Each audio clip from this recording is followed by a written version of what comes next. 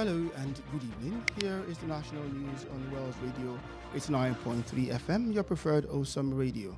We are reaching you live from Wells Broadcasting House along Alafin Avenue, Oluyole Estate, Ibadan.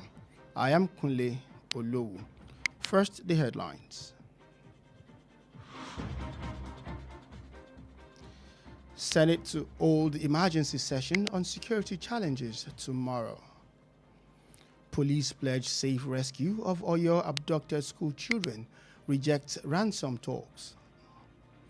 Tinubu appoints ex-Unilag VC Ogundipe as NUC chairman.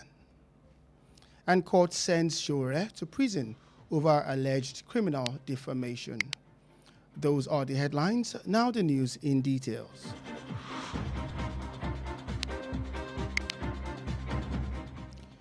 On the news this evening, the Senate says a substantial part of its emergency session tomorrow will focus on the worsening security situation across the country. Senate spokesperson Senator Yemi Adaramodu says lawmakers will deliberate on measures to support efforts aimed at tackling rising cases of kidnapping, terrorism, and other violent crimes. According to him, the session will provide an opportunity for senators to assess the state of the nation and explore ways the National Assembly can collaborate with executives to address the country's growing security challenges. Senator Adaramodu adds that members of the Red Chamber will contribute to the debate based on developments in their constituencies and senatorial districts, as well as public perceptions of the security situation nationwide. The Southwest Coordinating Deputy Inspector General of Police, Mr. Adegoke Fayoade, has assured Nigerians that the abducted school children and their teachers will be rescued safely. Mr. Fayoade gave the assurance while speaking with journalists during an official working visit to Lagos State Police Command headquarters in Ikeja. He said coordinated efforts were ongoing among relevant security agencies to secure the swift and safe rescue of the victims in the shortest possible time. Reacting to reports of ransom demands by the abductors, the Deputy Inspector General of Police maintained that the police do not engage in ransom negotiations, stressing that their primary focus remains the safe recovery of the victims.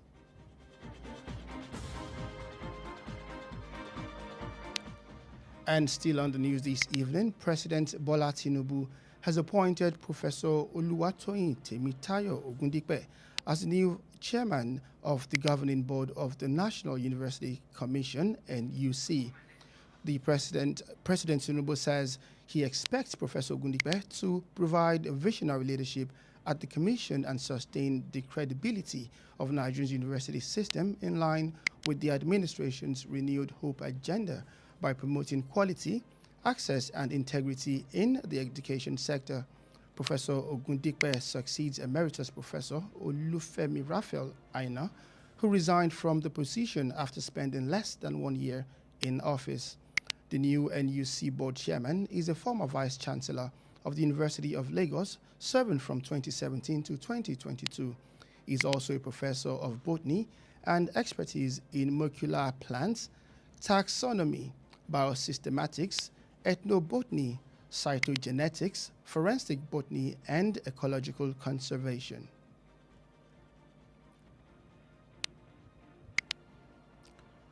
The Embassy of the Kingdom of Saudi Arabia in Abuja, through the King Salman Humanitarian Aid and Relief Center, that's the KS Relief, in partnership with the National Emergency Management Agency, NEMA, has flagged off the 2026 food aid project to support Nigerians affected by displacement, insecurity, and other humanitarian challenges.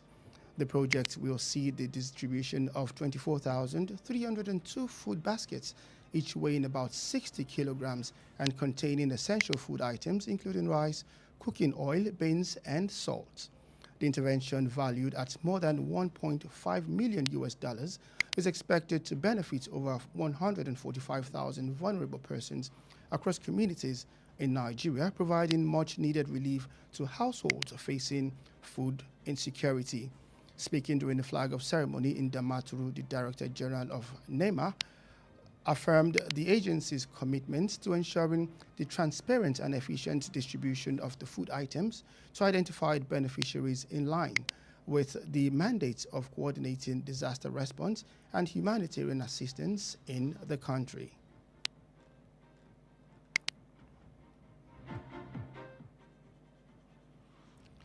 And the Federal High Court in Abuja has ordered the remand of the presidential candidate of the African Action Congress, AAC, and online publisher Omowumi in Kuje Correctional Center. Justice Mohammed Umar, in a ruling today, directed that Sowore remained in custody pending the determination of his application, seeking a stay of execution of order revoking his bail and the bench warrant issued against him. The court also dismissed an application in which Sowore questioned the judge withdrawing from further presiding over the case on grounds of alleged bias. Justice Umar subsequently adjourned proceedings until June 24 for the hearing of the stay application filed by Sowore's new counsel, Adeyinka Olumide Fusika, a senior advocate of Nigeria. The Department of State Service is prosecuting Sowore over allegations that he made a false claim against President Bola Tinubu by referring to him as a criminal in a post published on his X and Facebook accounts.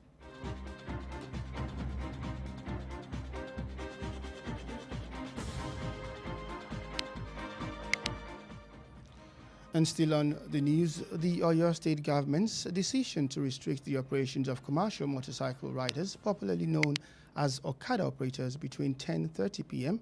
and 5:30 a.m. has continued to generate mixed reactions across the state. Some commercial motorcyclists who spoke with journalists in Ibadan expressed concerns that the restriction would negatively affect their business and significantly reduce their daily earnings.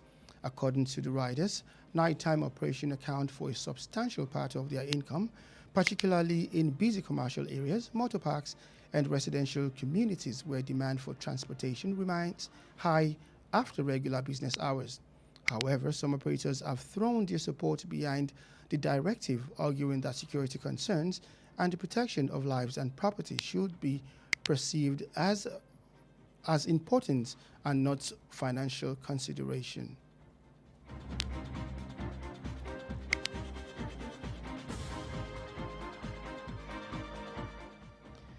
And finally, the president of Well of Salvation Global Ministries, Evangelist Mrs. Leanne Badimosi, has called on Christians to thirst for God, for more of God, deepen their knowledge of Him, and remain diligent in their walk of faith and service. She delivered the message through the Vice President, Pastor Chuks Nwachukwu, during the 31st anniversary celebration of Well of Salvation Global Ministries with the theme That I May Know Him, held over the weekend at Christ Ambassadors International College, Oluyole Estate, Ibadan. Evangelist Mrs. Badimosi emphasized that a strong relationship with God remains key to spiritual growth and steadfastness in Christian living.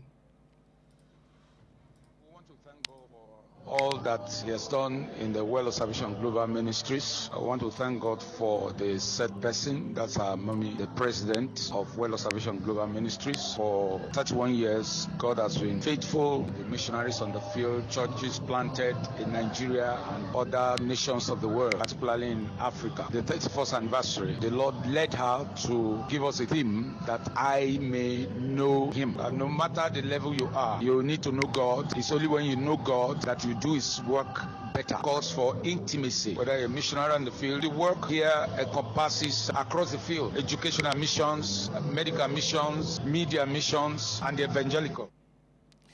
Guest preachers and the new coordinator of Elect Ladies in Ogun State chapter, Mrs. Victoria Olubumiojo, also stressed the importance of spiritual development, urging believers to push a closer walk with God in order to grow in faith and purpose. My name is Pastor Obafemi Olofin. I'm the lead pastor of the Glorious Christian Assembly. What we are looking at in this convention has been that you may know him, which is just an individualistic desire that no one can compromise. It's an intentional journey that someone embarks on with the Lord. Leave the realm of the ordinary and go into the extraordinary. The extent to which you make room for God is the extent to which it will fill you up. My name is Pastor Mrs. Tundu Balogun from Rivers of Lord Church Ibadan. The word that I may know him in Philippians 3:10. Knowing Jesus humbles you. Knowing Jesus empowers you.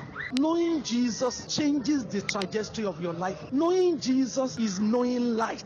So you become the light and you carry the light around. So carrying the light, you carry life. Mrs. Victoria Olubumi Ojo, the coordinator of EELF Ladies Fellowship Abeokuta Center. I'm highly impacted. God really spoke. The degree that you obey him, that's the degree you are going to know the Lord. And it gives me a challenge that the more I obey the Lord, the more I will know him, the more I will grow spiritually.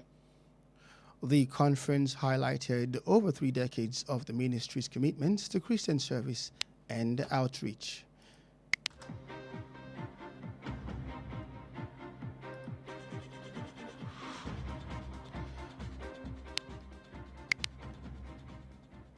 And that's it on the national news for tonight. But before we end the news, here are the highlights. The Senate says a substantial part of its emergency session tomorrow will focus on the worsening security situation across the country.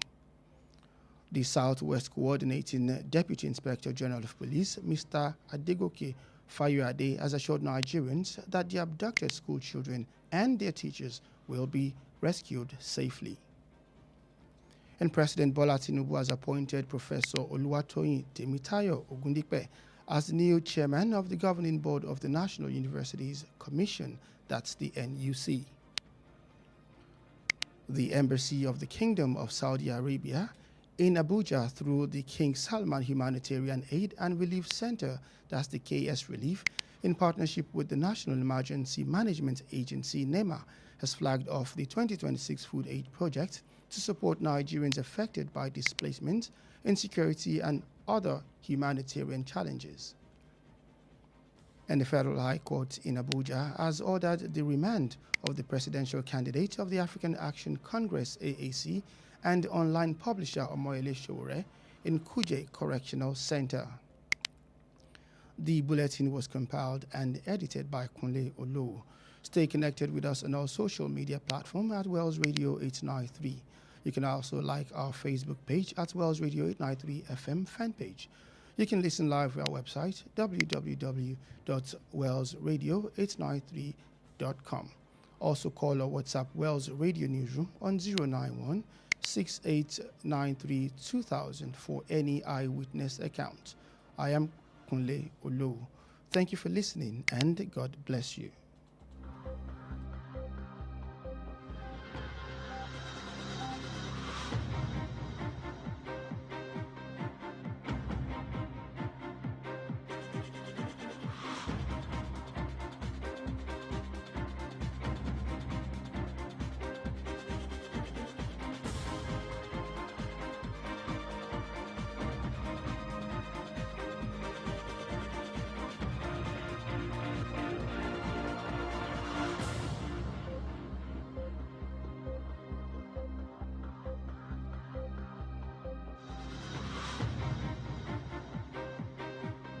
Efile Emma Yukuro, Wells Radio 89.3 FM.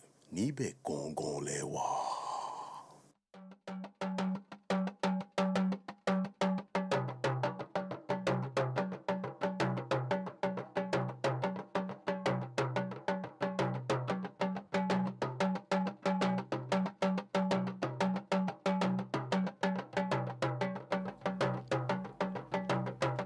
Ẹ káalẹ́ o, àkójọpọ̀ ìròyìn ilé wa ló ń dé ṣe ti gbọ́ yín láti ìkànnì kànga gbọ́nmọ̀gbẹ́ Wells Radio 89.3 FM ti àkàlẹ̀ sí òpópónà Aláàfin Avenue, Olúyọ̀lé Estate, Ìbàdàn.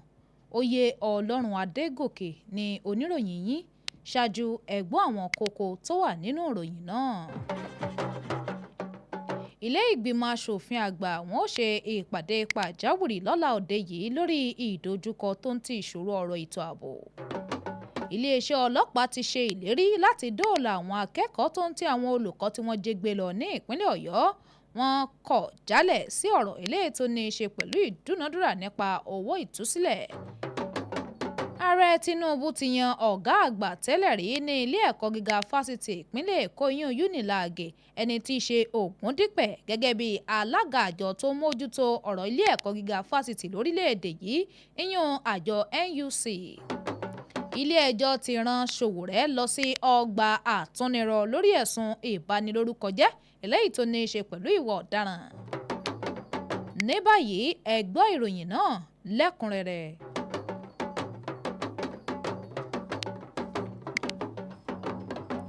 Agbẹnusọ ilé ìgbìmọ̀ asòfin sẹ́nitọ̀ Yẹmi Adaramodu ló ti fọ̀rọ̀ léde lórí àwọn ohun tí ó wáyé níbi ìpàdé pàjáwìrì lọ́la òde yìí bí gbogbo ọ̀rọ̀ wọn ó ti dá lórí ìjíròrò nípa ipò tí ètò ààbò wà tó sì ti ń burú sí lórílẹ̀‐èdè yìí. Sẹ́nitọ̀ Adaramodu wá tọ́ka sí pé àwọn asòfin wọn ṣe ìpinnu lórí àwọn ìlànà ilé ètò yẹ fún àtìlẹ́yìn tó ń ti ìrànwọ́ akitiyan láti gbógun ti ọ̀rọ̀ ìjínigbé tí ń ròkè ìgbésùnmọ̀mí tó ń ti àwọn ìwà ọ̀daràn mìíràn lórílẹ̀‐èdè yìí. Ó tọ́ka sí bí ìpàdé ọ̀hún bí yóò ti ṣe pèsè àǹfààní fún àwọn asòfin láti gbé ọ̀rọ̀ yẹ̀wò lórí bí nǹkan ti ń lọ lórílẹ̀‐èdè yìí tó ń ti láti ṣiṣẹ́ pẹ̀lú àwọn aláṣẹ lórí ìdojúkọ ètò ààbò tí ń ròkè. Adaramodu wá ṣàlàyé pé àwọn asòfin wọn ò ní àǹfààní láti dá sí ọ̀rọ̀ àríyànjiyàn lórí bí nǹkan ṣe ń lọ láwọn ẹkùn elétò òdìbò asòfin tí wọ́n ń ṣojú àti àwọn nǹkan mìíràn tó rọ̀ mọ́ ọ̀rọ̀ ètò ààbò. Igbákejì ọ̀gá àgbà ọlọ́pàá tó ń ṣàkóso apá gúúsù ìwọ̀ oòrùn ọ̀gbẹ́ni Adegoke Fáyọ̀adé ó ti fi dáwọn ọmọ orílẹ̀-èdè Nàìjíríà lójú pé àwọn ò dóòlà àwọn akẹ́kọ̀ọ́ tó ń ti àwọn olùkọ́ eléyìí tí àwọn àtìláwí kó lọ pé àwọn ó sì gbà wọ́n padà wálé láyọ̀. Ọ̀gbẹ́ni Fáyọ̀adé ó ṣe ìfidánilójú ọ̀hún lákòókò tó ń bá àwọn oníròyìn sọ̀rọ̀ níbi àbẹ̀wò ẹnu iṣẹ́ tó wáyé ní olú iléeṣẹ́ ẹ̀ka ìpàṣẹ ọlọ́pàá ní ìpínlẹ̀ Èkó tó wà ní agbègbè Ìkẹjà. Níbẹ̀ òun ló ti sọ̀rọ̀ nípa akitiyan eléyìí tí ń lọ lọ́wọ́ láàrin àwọn àjọ aláàbò láti bá rí àrídájú pé wọ́n dóòlà àwọn ènìyàn náà láìpẹ́ ọjọ́. Ní èsì sí ìròyìn tó ní í ṣe pẹ̀lú ìbéèrè owó látọ̀dọ̀ àwọn ajínigbé ọ̀hún, igbákejì ọ̀gá àgbà ọlọ́pàá náà ti dúró lórí pé àwọn ọlọ́pàá kò lọ́wọ́ nínú ìdúnadúrà owó kankan o, pẹ̀lú àtẹnumọ́ wípé àfojúsùn àwọn ó dá lórí láti rí àwọn ènìyàn náà dóòlà padà wálé láyọ̀ tó ń ti ní àlàáfíà. Ààrẹ Bọ́lá Tinubu ti yan ọ̀jọ̀gbọ́n Olúwatóyìn Tèmítáyọ̀ Ògúndípẹ̀ gẹ́gẹ́ bí alága ìgbìmọ̀ tí ó máa ṣàkóso àjọ tó mójútó ọ̀rọ̀ fásitì lórílẹ̀‐èdè yìí àjọ NUC. Ìrètí ààrẹ Tinubu ni wípé kí ọ̀jọ̀gbọ́n Ògúndípẹ̀ jẹ́ adarí eléyìí tó ní àfojúsùn tó ń ti ìmúdára ètò àjọ tí mójútó ọ̀rọ̀ fásitì lórílẹ̀‐èdè Nàìjíríà ní ìtọ̀nà pẹ̀lú àlàkalẹ̀ ìjọba ìrètí ọ̀tun. Ògúndípẹ̀ ló gba ipò náà lẹ́yìn tí ọ̀jọ̀gbọ́n Olúfẹ́mi Raphael Àìná tó kọ̀wé fipò náà sílẹ̀ láì tí ì tó ọdún kan lẹ́nu iṣẹ́ ọ̀hún. Ògúndípẹ̀ ó ti jẹ́ ọ̀gá àgbà tẹ́lẹ̀ rí ní ilé ẹ̀kọ́ gíga fásitì ìpínlẹ̀ Èkó láàrin ọdún 2017 sí ọdún 2022. Ó jẹ́ ọ̀jọ̀gbọ́n eléyìí tí ń kọ́ni nípa ìmọ̀ tó ní í ṣe pẹ̀lú ewéko tí wọ́n ń pè ní botany lédè Gẹ̀ẹ́sì.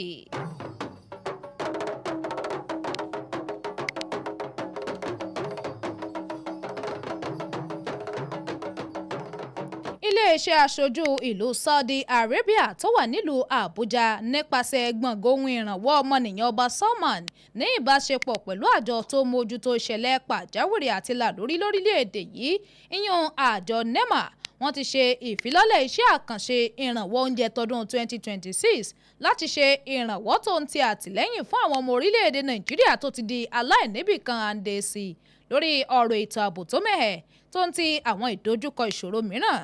Iṣẹ́ àkànṣe náà yóò rí sí bí wọ́n ṣe pín oúnjẹ tó jẹ́ apẹ̀rẹ̀ 24,000 ní ìwọ̀n 60 kílò àwọn oúnjẹ bíi ìrẹsì, epo ìdáná, ẹ̀wà tó ń ti iyọ̀. ìgbésẹ̀ ìdásí ọ̀hún tó tó mílíọ̀nù 5 owó ilẹ̀ òkèrè dọ́là tó ń ti ìrètí wípé àwọn ènìyàn tí òǹkà wọn jẹ́ 1,000,000 ò ní wọ́n jẹ àǹfààní rẹ̀ tí ó sì pèsè ìrànwọ́ ìtura tó ń ti ìdẹ̀rùn fún àwọn ìdílé tó jẹ́ pé wọ́n ń lọ́lá sí oúnjẹ. Ọ̀gá àgbà àjọ NEMA wá sọ̀rọ̀ lákòókò ayẹyẹ ìṣísọ́ lójú ètò náà ní Damaturu. Ó ṣe àtúnwò ìfarajìn àjọ ọ̀hún sí ti àrídájú bí wọ́n ti pín àwọn oúnjẹ náà fáwọn tí ó jẹ àǹfààní rẹ̀ ní èsì sí àkóso ìṣẹ̀lẹ̀ làlórí tó ń ti ìrànwọ́ ọmọnìyàn lórílẹ̀‐èdè yìí. Ilé ẹjọ́ gíga tó jẹ́ ti ìjọba àpapọ̀ tó fìdí kalẹ̀ sílùú Àbújá ni wọ́n ti pa á láṣẹ pé kí wọ́n fi olùdíje dupò ààrẹ lábẹ́ àṣẹ ẹgbẹ́ òṣèlú AAC sínú àhámọ́ ní ọgbà túnirọ́ Kùjé iyún ẹni tí í ṣe Ọmọyẹlé Sowore. Ìdájọ́ ọ̀hún wáyé lónìí nílùú Àbújá níbi tí onídàájọ́ Muhammed Umar ti pa á láṣẹ wípé kí wọ́n fi Sowore sínú àhámọ́ náà títí di ìgbà típinnu ó fi wáyé lórí ìgbàjáde rẹ̀. Gẹ́gẹ́ bí àkójọpọ̀ ròyìn ti ṣe fìdí ẹ̀ múlẹ̀, onídàájọ́ Umar ó ṣe ìkódànù àwọn ohun tó ń béèrè fún nípa ìdádúró ẹjọ́ náà lórí ẹ̀sùn ojúṣàájú. Adájọ́ ọ̀hún ti wá sún ìgbẹ́jọ́ mìíràn sí ọjọ́ 24 nínú oṣù kẹfà fún ìgbẹ́jọ́ Sowore eléyìí tí adájọ́ rẹ̀ tuntun Adéyínká Olúmídé Fúsìkà tó jẹ́ agbẹjọ́rò àgbà tó pè fún. Ẹ̀ka ọ̀tẹlẹ̀múyẹ́ ẹ̀kọ́ aláàbò DSS àwọn ni wọ́n ń bá Sowore ṣe ẹjọ́ fún ẹ̀sùn wípé ó pe ààrẹ Bọ́lá Tinubu ní ọ̀daràn lójú òpó ayélujára X àti Facebook rẹ̀.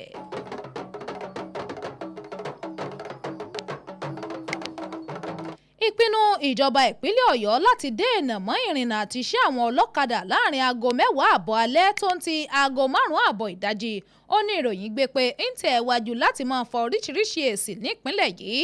Àwọn tí wọ́n ń fi ọ̀kadà gbèrò ṣiṣẹ́ wọ́n bá àwọn oníròyìn sọ̀rọ̀ nílùú Ìbàdàn níbẹ̀ náà ti ṣàfihàn ẹ̀kọ́ lóminú wọn nípa ìdènà mọ́ ọ̀hún tó ń ti ipa òdì rẹ̀ lórí okòòwò wọn lára rẹ̀ tó sì mú àdínkù bá iye owó eléyìí tí wọ́n ń pa lójoojúmọ́.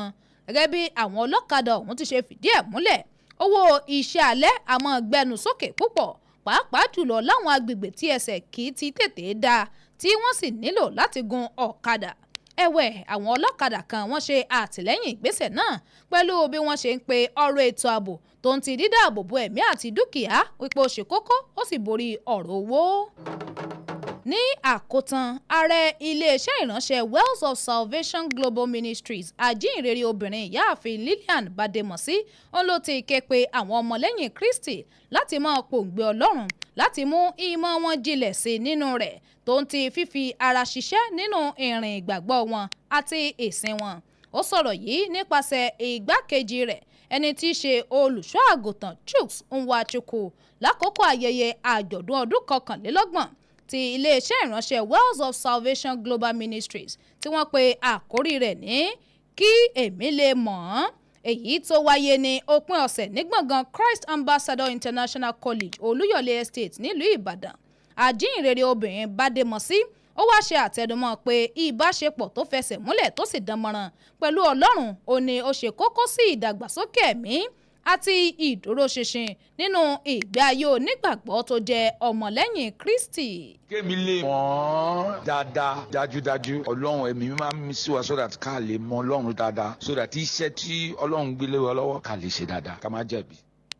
Oníwàásù àlejò àti alákòóso tuntun fún ẹgbẹ́ àwọn obìnrin ti igun ìpínlẹ̀ Ògùn ìyáàfin Victoria Olúbùnmi Òjó ó ṣe àtẹnumọ́ ipa pàtàkì ìdàgbàsókè ẹ̀mí bẹ́ẹ̀ ló rọ àwọn onígbàgbọ́ láti lépa ìrìn eléyìí tó ṣe pẹ́kípẹ́kí pẹ̀lú Ọlọ́run láti lè dàgbà sí i nínú ìgbàgbọ́ wọn.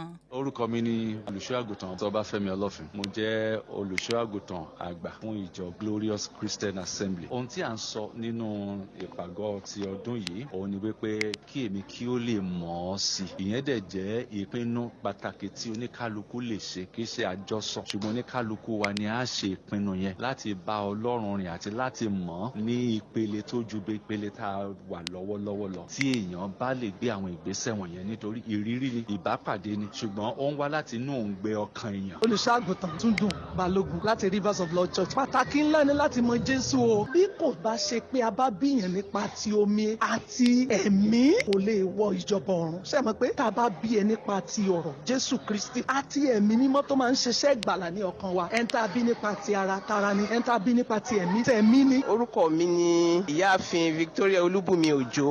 Mo jẹ́ coordinator Elect Ladies Fellowship ní Ogun State, Abeokuta chapter. Nǹkan tí mo rí dìmú jù tá a máa fi lè mọ Ọlọ́run jù ni pé bàbá ṣe gbọ́ràn sí lẹ́nu sí bẹ́ẹ̀ náà ni a ṣe máa lè mọ̀ sí sí. Tá a bá ṣe mọ Ọlọ́run sí la máa lè dàgbà nípa ẹ̀mí. Ìpàgọ́ àpéjọ ọ̀hún ó tan ìmọ́lẹ̀ sí ìfarajìn iṣẹ́ ìjíhìnrere ọ̀hún fún ohun tó ti lé ní 30 ọdún lórí iṣẹ́ ìgbàgbọ́ tó ń tì ìnáwó sí láti jíhìnrere náà.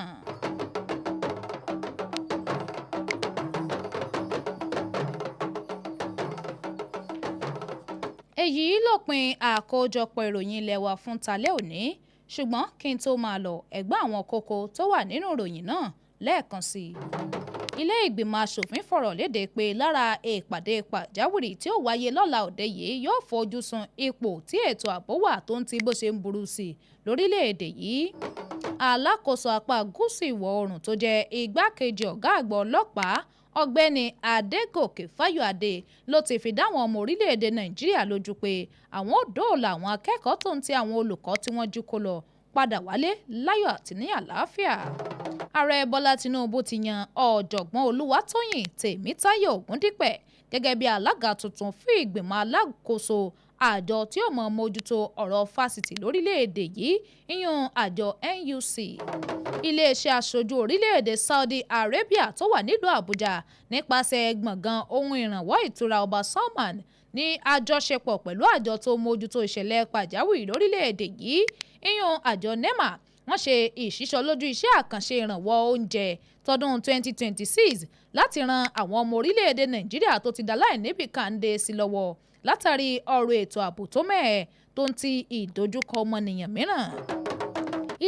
Ilé ẹjọ́ gíga ti ìjọba àpapọ̀ tó wà nílùú Àbújá wọ́n ti pàṣẹ pé kí wọ́n fi olùdíje dupò ààrẹ lábẹ́ àṣẹ ẹgbẹ́ òṣèlú AAC Ọmọyẹlé Sowore sínú àhámọ́ ní ọgbà túnirọ Kùjé. Ìpinnu ìjọba ìpínlẹ̀ Ọ̀yọ́ láti dènà mọ́ iṣẹ́ àwọn ọlọ́kadà láàrin aago 10 alẹ́ tó ń ti aago 5 ìdájí ló ń tẹ̀ wájú láti máa fa oríṣiríṣi èsì jákèjádò ìpínlẹ̀ yìí. Èyí lópin àkójọpọ̀ ìròyìn ilé wa fún talẹ́ òní. Àkójọpọ̀ àti àtúntò ìròyìn náà ló wáyé látọwọ́ Kunle Olowu. Ẹ darapọ̀ mọ́ wa lójú òpó ayélujára wa gbogbo Wells Radio 893 bákan náà ẹ bá wa nífẹ̀ẹ́ kẹ́sì bá wa pín káàkiri lójú òpó Facebook wa Wells Radio 893 FM fanpage lórí ìtàkùn àgbáyé wa www.wellsradio893.com fún àwọn ìròyìn eléyìí tó bá ṣojú yín tẹ́ ẹ fẹ́ kàn sí wa lé lórí ẹ kàn sínú kolo ìkóròyìnjọpọ̀ wa lórí nọ́mbà yìí 09168932000. Oyè Ọlọ́run Adégòkè ni oníròyìn yín ẹ ṣeun tẹ́ ń gbọ́ wa Ọlọ́run yóò bùkún fún yín ẹ kú kalẹ̀ oorun ayọ̀ lásùn.